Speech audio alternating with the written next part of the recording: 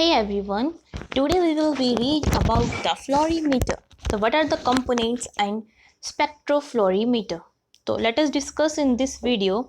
First of all, the component which is required for fluorimeter is source of light, then filter and monochromators, sample cells and detectors. What is the source of light? Here source of light is mercury arc lamp, xenon arc lamp and tungsten lamp. तो mercury, xenon and tungsten ये तीनों act करते हैं source of light की तरह। अब mercury arc lamp का काम क्या होता है? ये करता है इंटेंस लाइन स्पेक्ट्रम प्रोड्यूस करता है जो कि 350 नैनोमीटर से ज़्यादा की लाइट होती है। हाई प्रेशर लैंप्स जो देते हैं 366, 405, 436, 456, 577, 691, 734 नैनोमीटर तक की लाइट देते हैं। लो प्रेशर लैंप जो एडिशनल रेडिएशन देते हैं 254 नैनोमीटर पे। अब जी नॉन आर्क लैंप क्या होते हैं? ये ज़्यादा इंटेंस लाइट देते हैं मरकरी की कंपेयर में, स्पेक्ट्रोफ्लोरीमीटर में यूज़ होते हैं। स्पेक्ट्रम कंटिन्यूस होता है, इसकी रेंज जो रहती है 250 से लेकर 600 नैनोमीटर तक की रहती है। पीक इंटेंसिटी होती है 470 नैनोमीटर पे। अब हम पढ़ेंगे गाइस टंगस्टन लैंप के बारे में। इंटेंसिटी इसकी लो रहती है, एक्साइटेशन होती है इसकी विजिबल रीजन में जब लैंप यूज़ किया जाता है, और ये यूवी रेडिएशन को ऑफर नहीं करता है। अब फिल्टर एंड मोनोक्रोमेटर्स क्या होता है? फिल्टर क्या होता है? प्राइमरी फिल्टर जो होता है वो अब्जॉर्ब कर लेता है विजिबल लाइट को, ट्रांसमिट करता है यूवी लाइट को। सेकेंडरी फिल्टर वो होता है यूवी लाइट को अब्जॉर्ब कर लेता है, ट्रांसमिट करता है विजिबल लाइट को। मोनोक्रोमेटर्स क्या होते हैं? एक्साइटेशन मोनोक्रोमेटर्स आइसोलेट करते हैं। अब आता है मोनोक्रोमेटर्स। मोनोक्रोमेटर्स क्या? एक्साइटेशन मोनोक्रोमेटर आइसोलेट करते हैं रेडिएशन को जो कि अब्जॉर्ब होती है मॉलिक्यूल के द्वारा। तो एक्साइटेशन मोनोक्रोमेट्स क्या करते हैं? आइसोलेट कर रेडिएशन को जो कि मॉलिक्यूल के द्वारा क्या हो रही है? एब्जॉर्ब हो रही है। इसके बाद होता है एमिशन मोनोक्रोमेटर जो कि आइसोलेट करे only the radiation emitted by the molecule. तो एमिशन मोनोक्रोमेटर्स क्या है? वो आइसोलेट करे रेडिएशन को जो कि इमिटेड करे मॉलिक्यूल। अब हम पढ़ेंगे सैंपल एंड सैंपल होल्डर के बारे में। तो चलिए पढ़ते हैं। तो sample and sample holder, the majority of fluorescence ऐसे जो है वो सोल्यूशन में कैरिड आउट होते हैं। सिलेंड्रिकल रेक्टेंगुलर सेल्स फैब्रिकेटेड होते हैं, सिलिका और ग्लास यूज होता है। पाथ लेंथ जो इनकी होती है वो होती है 10 मिलीमीटर से 1 सेंटीमीटर तक की। जितने भी सरफेस होते हैं वो पॉलिश्ड होते हैं फ्लोरीमीटर के अंदर। अब डिटेक्टर कौन कौन से होते हैं? Photovoltaic cell, photo tube, photo multiplier tubes best और एक्यूरेट ही डिटेक्टर की तरह यूज होती है। फोटोवोल्टिक सेल आपको दिखा रखा है, इसमें आयरन बेस दिखा रखा है, सेलेनियम, सिल्वर, ग्लास विंडो जहाँ से लाइट आ रही है एच की फॉर्म में।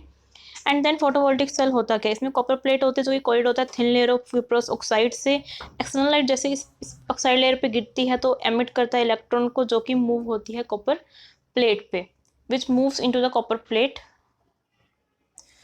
तो फोटोवोल्टिक सेल के अंदर क्या होता है? कॉपर की प्लेट होती है जो कि कॉपर किससे कोटेड होती है? क्यूप्रस ऑक्साइड से। जब एक्सटर्नल लाइट इस पे फॉल डाउन होती है गाइस तो इससे क्योंकि ये क्या इलेक्ट्रॉन्स को एमिट करेगी, कॉपर प्लेट तक जाएगी, ये ऑक्साइड लेयर क्या हो जाएगी? पॉजिटिव बन जाएगी, कॉपर प्लेट क्या हो जाएगी? नेगेटिव हो जाएगी। ग्रेनोमीटर कनेक्टेड होता है, वो किसके लिए ग्रेनोमीटर कनेक्टेड होता है? इंटेंसिटी ऑफ लाइट को मेजर करने के लिए। क्या करने के लिए? इंटेंसिटी ऑफ लाइट को मेजर करने के लिए गैल्वेनोमीटर क्या होता है? कनेक्टेड होता है। उसके बाद हम फोटो ट्यूब के बारे में पढ़ेंगे। फोटो ट्यूब में क्या होती है? कैथोड होती है, वायर एनोड है, फोटोन की बीम भी आ रही है, इलेक्ट्रॉन्स भी है यहाँ पे। एविकेटेड ग्लास और क्वार्ट्स एनवलप भी है। D amplifier and read out ये डिवाइस है, यहाँ पे 90 वोल्ट डीसी लगा हुआ है। ये क्या हमारे पास गाइस? ये है हमारे पास फोटो ट्यूब्स। उसके बाद हम करेंगे फोटो मल्टीप्लायर ट्यूब। ये क्या है? ये है फोटो मल्टीप्लायर ट्यूब है। यहाँ पे क्या हो रही है? इनकमिंग फोटोन आ रहा है, इनकमिंग फोटोन यहाँ पे आएगा, फोटोन यहाँ पे आएगा तो क्या करेगा? ये फोटो मल्टीप्लायर ट्यूब है। जिस आर डायनोड्स, जिस आर एनोड, ये क्या फोकसिंग इलेक्ट्रोड है। वोल्टेज ड्रॉपिंग रजिस्टर्स है, जिस आर व्हाट? जिस आर वोल्टेज ड्रॉपिंग रजिस्टर, जिस are power supply and this is output metre. Next जो इंस्ट्रूमेंट जो डिजाइन हम करते हैं वो क्या होता है? सिंगल बीम फ्लोरीमीटर भी हो सकता है, डबल बीम वाला भी हो सकता है, स्पेक्ट्रोफ्लोरीमीटर भी हो सकता है, इसको हम बोलते हैं डबल बीम स्पेक्ट्रोफ्लोरीमीटर जो कि डबल बीम में यूज होता है। देन हमारे पास single beam fluorimeter. Single beam fluorimeter में किसका यूज करते हैं? टंगस्टन लैंप का यूज करते हैं। प्राइमरी फिल्टर अब्जॉर्ब कर लेता है सारी विजिबल रेडिएशन को। प्राइमरी फिल्टर अब्जॉर्ब करता है विजिबल रेडिएशन को, ट्रांसमिट करता है यूवी रेडिएशन को। जो एमिटेड रेडिएशन होती है वो 90 डिग्री पे होती है और सेकेंडरी फिल्टर उन्हें एब्जॉर्ब कर लेता है। सेकेंडरी फिल्टर एब्जॉर्ब करता है यूवी रेडिएशन को, ट्रांसमिट करता है विजिबल रेडिएशन को। सिंगल बीम फ्लोरीमीटर है, यहाँ पे ये लाइट सोर्स है, फ्लोरीमीटर लेंस से जैसे लाइट सोर्स जाएगा। अब यहाँ पे हमने किसका यूज़ किया, प्रिज्म का यूज़ किया। गाइस प्रिज्म का फंक्शन क्या होता है, प्रिज्म एक डिवाइस होता है, ठीक है, मैं आपको यहाँ लिख देती हूँ। प्रिज्म एक डिवाइस होता है, जैसे ही उस पर कोई भी व्हाइट लाइट पड़ती है उस लाइट को कितने कलर्स में ब्रेक डाउन कर देता है, this break down the white light into 7 colours. हमने यहाँ पे स्लिट लगा दी, पर्टिकुलर यहाँ पे लाइट जाएगी, यहाँ से जो लाइट, अब इसमें क्या होगा देखिए, आई नोट जो है यहाँ पे ये लाइट जो आ रही है, अब इसने जो यहाँ पे लाइट एब्जॉर्ब कर ली वो एब्जॉर्ब लाइट होगी। अब कितनी इंटेंसिटी की लाइट चल जाएगी, 80 इंटेंसिटी की लाइट चली जाएगी, डिटेक्टर उसको डिटेक्ट कर लेगा एंड यहाँ पे डिजिटल डिस्प्ले ऑफ मीटर पे डिस्प्ले होगी लाइट यहाँ पे। तो हुआ क्या बेसिकली सिंगल बीम के अंदर कि सिंगल बीम आ रहे देन उसको हो रहा है। डबल बीम के अंदर क्या होता है, सेम रहता है, बस इसमें क्या होता है, सिमिलर है ये सिंगल बीम इंस्ट्रूमेंट की तरह, दो इंसिडेंट बीम ऑफ लाइट यहाँ से आती है, पास करती है प्राइमरी फिल्टर से सेपरेटली ऑन टाल आइदर सैंपल और रेफरेंस सॉल्यूशन में। जो मटेरियल रेडिएशन फ्रॉम सैंपल और रेफरेंस पास सेपरेटली थ्रू सेकेंडरी फिल्टर, जो मटेरियल रेडिएशन होती है वो सेपरेटली क्या हो जाती है, पास हो जाती है। जो रिमिटेड रेडिएशन है वो क्या हो जाएगी, सेपरेटली पास्ड हो जाएगी। नेक्स्ट डबल बीम के अंदर आपने देख लिया कि डबल बीम आ रही है, ठीक है, क्या आ रही है, डबल बीम आ रही है, एक तो ईडी बीम आ गई, एक बीम भी आ गई, रेफरेंस कवरेज से गई मिरर से होते हुए एंड देन यहाँ पे डबल बीम आ रही है, इसलिए डबल बीम बोलते हैं। उसके बाद बोलेंगे हम spectrofluorimeter. Primary filter in double beam fluorimeter is replaced by excitation मोनोक्रोमेटर्स।